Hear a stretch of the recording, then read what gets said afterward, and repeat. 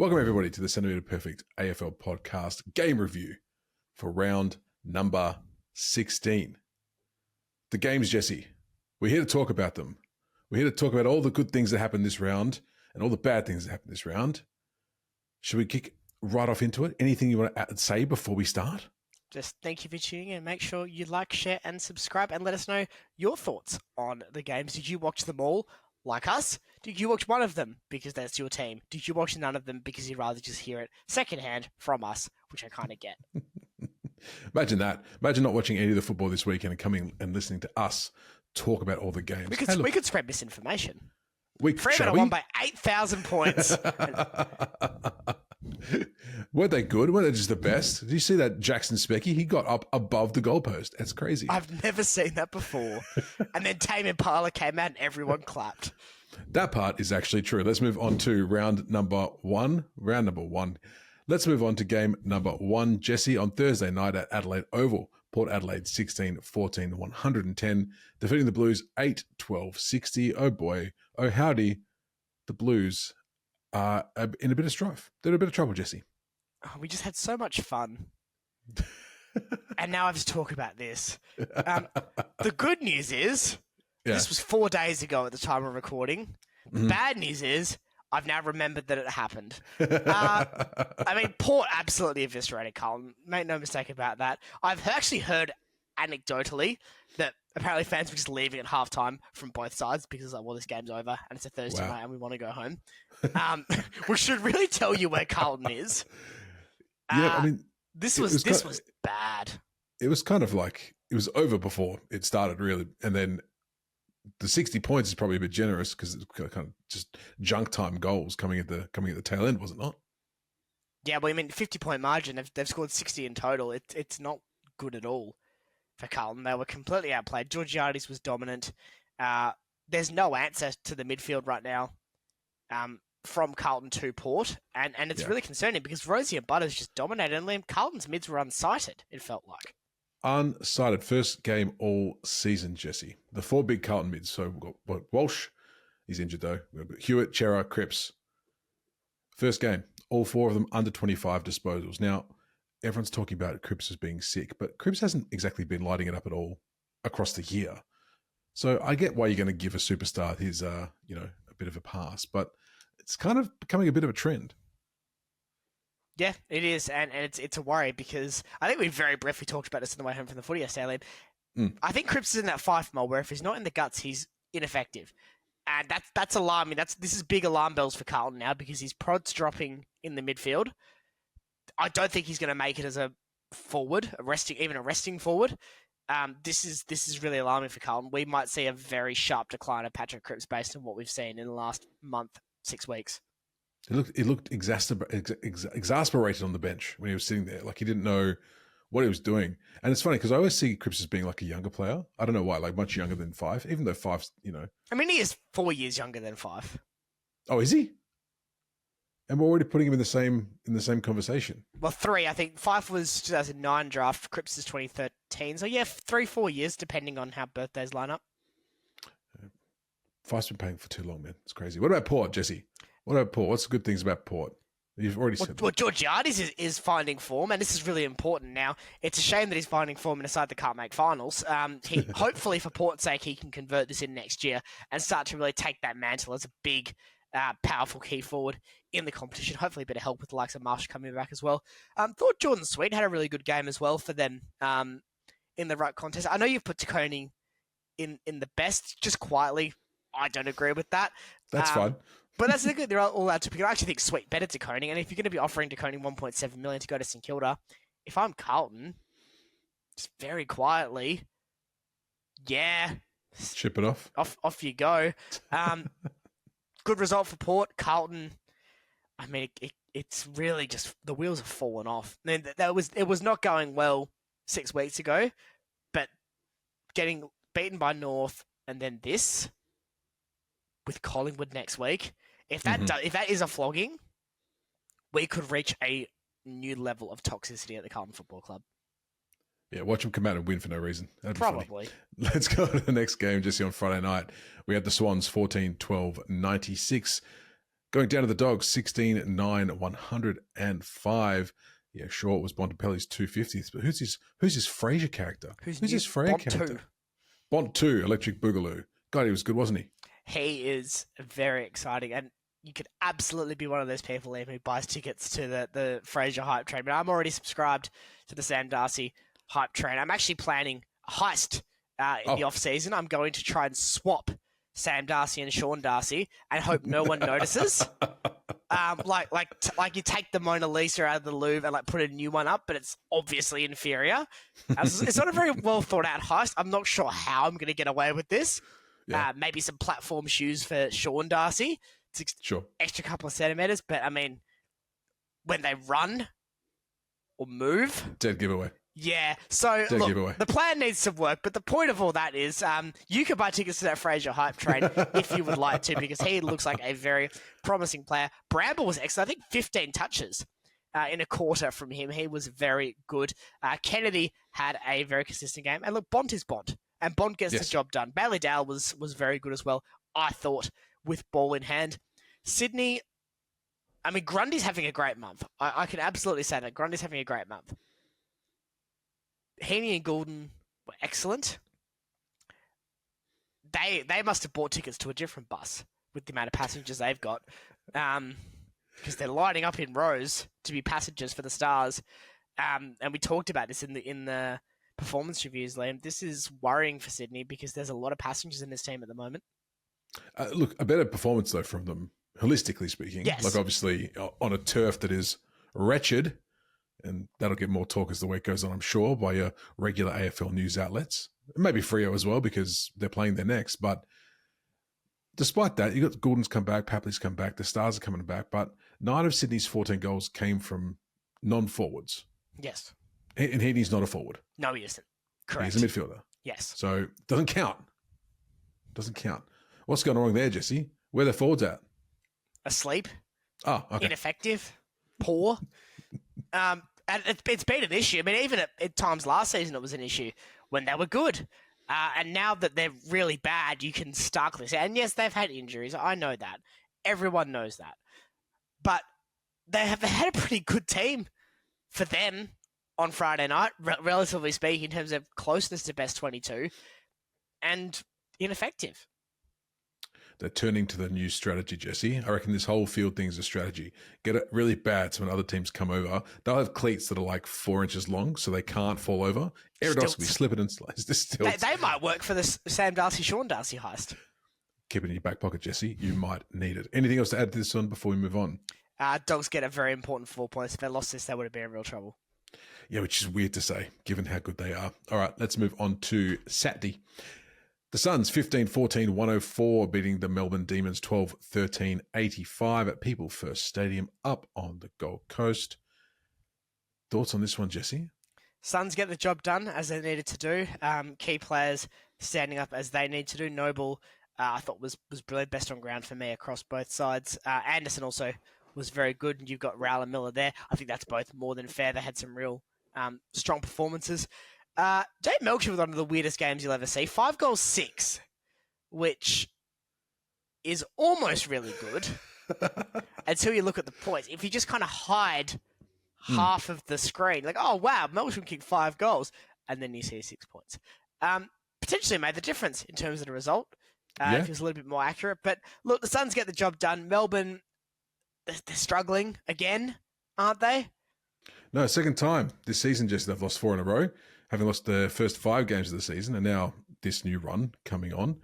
We thought for a second there they were on a bit of a rise, but like they're turning it around.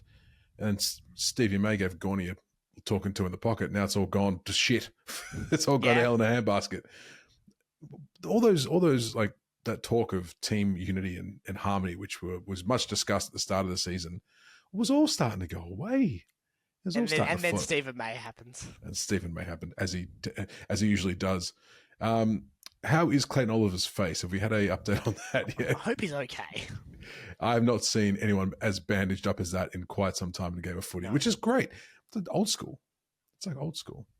But no, much we needed win for the Suns. I think I was starting to worry about them a little bit after their few losses, arguably to pretty good teams, but when you start getting that losing feeling going, and all of a sudden you start rolling on. So I'm glad they got this win, back up into the 8, which is good. Anything else to add, Jesse, before we move on? The Cozzy contract's starting to look okay week by week. Oh, he's pretty good. It's funny because I think I mentioned this last week as well. Like, someone signs a new contract, they go one of two ways. They either start shit in the bed, or they get really good. And not get really good. They prove how good they are all of a sudden, because he's just the best player in history. No, he's pretty good. All right, we'll move on to the next game. An absolute shellacking at the University of Tasmania Stadium. 23-12, 150 to the Hawks. 9-11, 65 to the Kangas, and around about 10,000 people down there. Another decent crowd piling in Tasmania. Not at the Hobart Stadium, though, which may never happen. Jesse, your thoughts on this one? We'll keep this brief. It was a thumping of monumental proportions. It easily could have been more. North, they're still capable of these performances, unfortunately, and they happen to turn up in this kind of mood against a very good and powerful side. So Hawthorn, completely dominant from top to tail. North did not have an answer for them. No, pretty much it. And when you've got a team that's got 6 multiple goal scorers, 4 kicking more than 3, which is the big one, was it? I have to get a list here because there's so many of them. Ramsden and Watson with 3 each, Chol 5, Gunston 7. That's his record, I'm pretty sure. It's PB. Just dominance. Dominance, Jesse, across the board. But like you said, is there much more to say about this one? Kanga's kind of one of those slump games for them, which is a shame, but to be expected, I believe, against a really good side. Moving right along. We've got to get better at these moving right alongs as well, because we've got 9 games to go through next week. We're back to the 9, back to the full 9. Collingwood 13-10-88 at Marvel Stadium, beating the Eagles 8-11-59 in what was probably a more competitive match than we would have assumed. Yes. I mean, in our Just the Tips videos, which you can watch on YouTube, where we tip we'll give our thoughts and our tips. We had to put a little bit of extra spice on this week because we thought it was too easy across the board. So we put a margin wager on this one, Jesse. And what did you go? I went 76. Yeah, I went 102. It wasn't either of those. No. It wasn't either of which, and credit where credit's due, the Eagles were very competitive for a few quarters, and then the trademarked fourth quarter fade-off happened, unfortunately. But, I mean, look, the class of the Collingwood Magpies is always going to prevail, really, isn't it? I thought Collingwood really had to earn this one. West Coast were absolutely up for the fight. They showed a lot of spirit, and against an inferior team to Collingwood, they probably would have won. It was exactly the type of game they needed to have coming in off, it's back to loss after loss after loss after beating St Kilda. So they needed to have a strong performance, get a bit of belief back in the side, because when you are losing that many games in a row, it can be really difficult. So promising to see some of the young players now. I thought Shanahan was good. Hewitt's starting to put together some good games. Now, Tom McCarthy's been a handy find out of the mid-season draft. And I think Ruben Jimney's really starting to find his command. And I would say, potentially, if they can keep him, a future club captain. With the way he goes about it. I really like the way that Jimmy's going about it at the moment. For Collingwood, they probably wouldn't be too pleased the fact they had to fight for 3.5 quarters to win this game. I think there was probably a couple of players who would have enjoyed a bit more annual leave. They did have to fight. West Coast were in that game. They were in that game for long stretches of it. It was inexperience and moments not going their way that altered the course of the game. But look, at the end of the day, the Pies, they got the 4 points. That was the only mandate for them coming in, really, in terms of what you'd expect internally. It doesn't matter if you beat them by 1 or 100 points, as long as you're getting the 4. And they did that. What's Harley Reid doing, mate? What's he up to? Most clangers for West Coast in the last 4 games. Leads the competition in clangers as well. Now, good on you. You had to kind of explain to me what a clanger was. I just thought it was when you stuffed up, because you see those Amy ads where people are just breaking stuff. I thought that's what it was. Well, I suppose that kind of makes sense. But how much are these clangers hurting the Eagles, Jesse? Because he seems to get his fuse is very short. Well, I mean, on one hand, they've won 1 game, so they're probably not hurting them demonstrably. But on the other hand, it is, because it's allowing him, rightly or wrongly, to be scrutinised by the umpires. Now, there was a lot of complaining online that Harley Reid is umpired differently, and while that is true to an extent, it is true to an extent. Okay. He doesn't help himself. And it's one of those things where if you make yourself a target, you're going to be targeted. And Harley, with his ill discipline, with his willingness to get involved when he maybe doesn't need to, makes himself a target to the umpires. Remember, there's 4 of them, so you're pretty much always having one watching him at this point now. The second he does something, it's probably going to be a free kick, and we're starting to see that a lot more in the last month, and that's why he's really rising up that Clangers leaderboard. It's going to calm down, Harley. Calm down.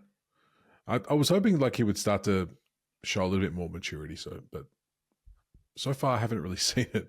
I don't know what's going on with him, but we can deep dive into that another time, I'm sure, because he is going to be an interesting off-season story, I can guarantee. Moving on, Jesse, to Sunday at the MCG. Yes, it was a big result for the Adelaide Crows at the MCG. Look at me getting to do a score. Richmond, as gallant as they were, 8 goals, 6 compared to Adelaide's 18-14, 122. So a 68-point margin in favour of the Crows. A game that was so frustrating for Tom Lynch when he decided, I'm going to try it for the UFC and start belting and kicking and doing whatever he could to people, while accruing an incredible negative fantasy point total at halftime, which is genuinely harder to do than it is to get a positive one. Hey, look, I changed the graphics for those on YouTube. I actually put a worst thing in there just to put Lynch in. Because, I mean, what was he doing? Look, all the players are going to have off games, but God, you could tell he was frustrated, wasn't he? Yeah. You could tell he was really mad. Straight to the tribunals. The AFL are seeking at least 4 weeks, I've heard reported. That sounds about right. I wouldn't mind him being rubbed out for 6 for that, because there's just no need for that in the game anymore. No. It was disgraceful. There's nowhere near the ball. Just turn around and just punch someone in the back of the head. Not very nice. I think if you see like the precedent that's been put on for bumps that are kind of in football actions, I'm not too sure if Lynch knew this, but punching someone in the head hasn't been a football action since about 1984. So I think it's about time. Well, actually, probably later than that. But I think it's about time for the AFL to probably stamp that one out and just be like, no, cannot do, naughty boy. So yeah, I think 4 would be fair. I mean, obviously, who was the kid that he punched? I think a Worrell. He seemed okay afterwards, which is going to save him a little bit, I think, potentially. But just the action itself is definitely worth the fine. Let's talk about Adelaide, Jesse. Let's talk about Adelaide. Riley O'Brien hasn't lost to an opposition ruckman in hit-outs since round 7, which is pretty good. It's pretty good, averaging 10 hit-outs to advantage as well per game. That'll be interesting to talk about when we get to the next game as well. But he's often maligned by Crows fans. But every team has one of those, don't they? A player that's actually pretty good, but is actually really important to the team's success. Is Riley O'Brien that person for you this year, Jesse? I think he is. I will correct myself. It was Butts, not Worrell, that Lynch decked. I didn't think that sounded right when I said it. I think O'Brien's having a really big impact on for the Crows this year. And I know he's very easy to target because he's a bit of a loafer around the field. He doesn't move with the grace of a gazelle by any stretch of the imagination, but he's having a good season this year, and he's getting service to a still developing midfield, I think, in parts too, and they're still gelling. You know, a lot of they've imported players like Rankin, like Dawson, that are going to the midfield. So I think having a reliable tap ruckman for this Adelaide side isn't a bad thing, and I don't necessarily know if replacing him would actually derive a significant benefit to the Crows based on what we're seeing at this point. No, it's good to see the players who are on the outer making a good run of it, making the best of their time in the AFL. Anything with us? Anything more for this game, Jesse, before we move on? Dan Curtin is starting to really show why he was a top draft pick. Yes, indeed he is. Let's move on. Final game of the round, Jesse, at Optus Stadium. The Dockers 11-15-81, defeating the St Kilda Saints 9-15-69 in the last quarter. Basically, I'm just going to set my 10-minute timer for now. Oh yeah, 10-minute timer. Well, if Fremantle only turn up for 10 minutes, we only turn up for 10 minutes to talk about them. So there we go. 10 minutes of talking about Fremantle. And this is going to be my best 10 minutes of the podcast, Jesse. In form, I've had probably one of the worst pods I've ever done in my life. I don't mind calling it out. It's fine. These next 10 minutes are going to be fan-bloody-tastic. Just you wait. Just you see. Interesting game from the Dockers here. Because obviously, yes, they won. But for 3 quarters, Jesse, we were there wondering what's changed with team. We're team. What do? And I'm not too sure if this says a lot about Freo or more about the Saints in terms of where these teams are at. Maybe both. But what were your thoughts on this one, Jesse? Let's go through the Saints first. Okay. Taru. Wowie. He is unbelievable. I'm really hopeful for the Saints that he is the player that he's looked like being based on this performance, because he was unbelievable. And as that second and third tall, he had a fantastic game. No. His biggest thing is going to be not necessarily having to be accountable for a direct defensive opponent. So let him play that roaming, almost Tom Stewart role in the secure backline. So the Saints really need to be targeted. I think they've got a very good defender in Cal Wilkie to build that around. But I mean, they just lost Josh Battle. I think that's really got to hurt. Because I think if you had Battle and Wilkie and then Chiru flying around, I actually think you'd be really struggling to score against the Security side. Be that as it may, he looks like being a really solid pickup for them, and hopefully can drive the Saints forward in the next coming seasons. Alongside Wayne Miller, who was very good yesterday as well. But the big question, and it probably is the biggest question in the game right now, I would say, for me. Willie?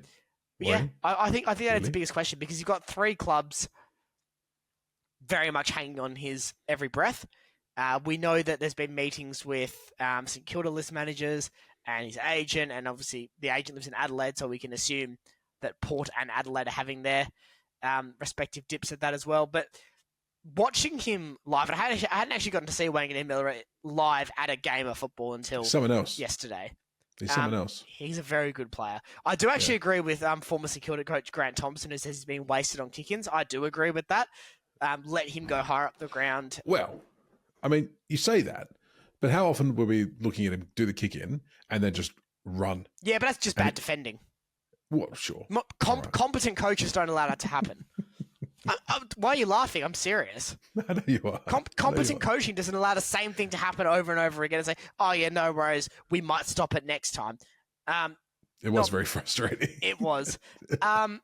But yeah, forward line wise, they were very poor. Mason Wood was uncharacteristically bad in front of goals. I don't think Cooper Sharman really threatened to do much throughout the game. A lot of their goals also came from moments. Rowan Marshall hoiking one out of the air.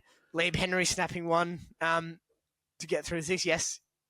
Don't shush me. No. I won't be shushed by a Sandringham zebra, thank you very much. Forget about it. You said at the start of the game as well, you're like, so Higgins got that first set of shot of goal, and you're like, this is going to tell if it's a 6-goal 1 game or a 1-goal 6 game for Higgins. It was the latter. Yeah, he's out of form at the moment, Higgins. And he got a big goal to put the Saints 14 points up early in the last, and that should have been a dagger, and that should have been game over. But it wasn't, and credit to Fremantle for fighting back through that. We'll talk about the Dockers now. Geordie Clark, infinitely the most improved player on this Fremantle side in 2025. He has been excellent. Josh Tracy was very good as well, whether it was chase down tackles, whether it was leaping marks and accurate goal kicking. He had a complete game. Carl Warner was very good too. I thought I advocated for him to go in our bests as well. He was very good as that third role, almost in that very similar role to Taru. I think obviously Taru had the better game of the two, but I think Warner allowed Cox and McDonald, I think, to really play that defensive focus clamp on your Sharmans. And that way, I think Keeler as well didn't have much of an impact either when he has been a threatening player for the Saints in recent weeks too. The midfield didn't really do much. That was a shame. Yeah. Quite bad. Well, yeah, a quiet week, uncharacteristically so, but that's okay. But I guess the clearance game was the biggest talking point, biggest takeaway for all of us during the game. Not just us, but the lads in front of us, people like next to us, looking at their phones going, wait, is that right? Because we dominated hit-outs. Darcy had an okay game. He did. One of his better ones for the season. I think it's his best game of all season, but I still don't think it was necessarily a good game. Sure. But dominated hit-outs, but absolutely cooked in clearances. So, I mean, across the last two meetings, St Kilda have 53 in clearances against Freo, which is astoundingly... That is...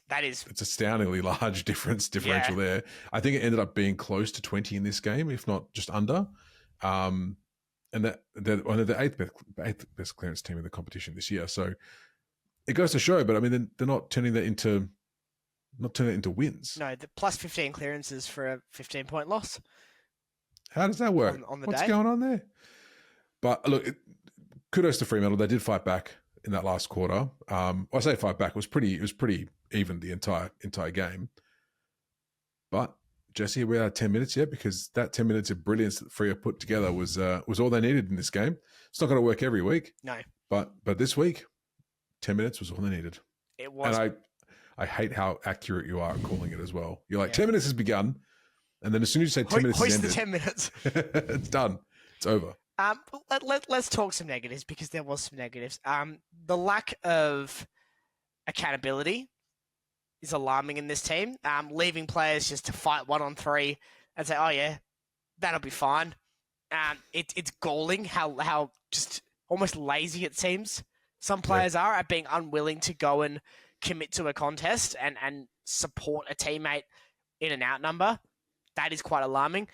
I don't really know if dropping Jeremy Sharp was the best idea against a team like St Kilda, who are a bit of a slower moving side across the board. I think we got our horses for courses completely wrong with team selection. Like five should have played starting, and that doesn't change my position that Five is not best 22 and shouldn't be playing.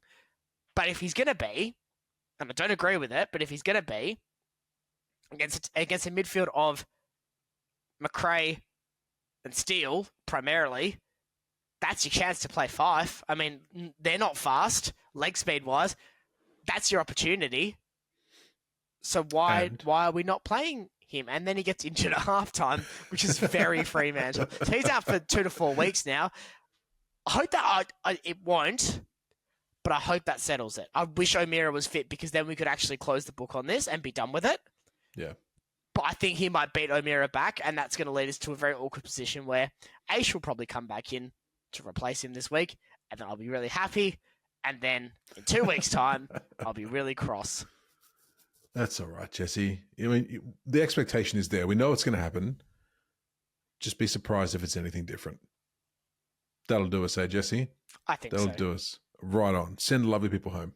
Thank you, everyone, for tuning in to the Centimetre Perfect AFL podcast. If you are on a preferred podcasting platform, a review would be much appreciated over there. If you're on YouTube, a like, share, subscribe, comment, and a notification bell. I know that's 5 things I'm asking for you, but I only asked Fremantle for 10 minutes, so I can ask you for 5 things. I feel like that's a fair and reasonable balance, but the best type of review you can give us is word of mouth. So tell your friends, tell your family, go into the middle of your nearest CBD and scream Centimetre Perfect AFL podcast at the top of your lungs for exactly 10 minutes. Get in the Dockers spirit. We've won 6 in a row. We may never lose again until we play a competent side. Liam, until next week, we'll see you soon on the Centimetre Perfect AFL podcast.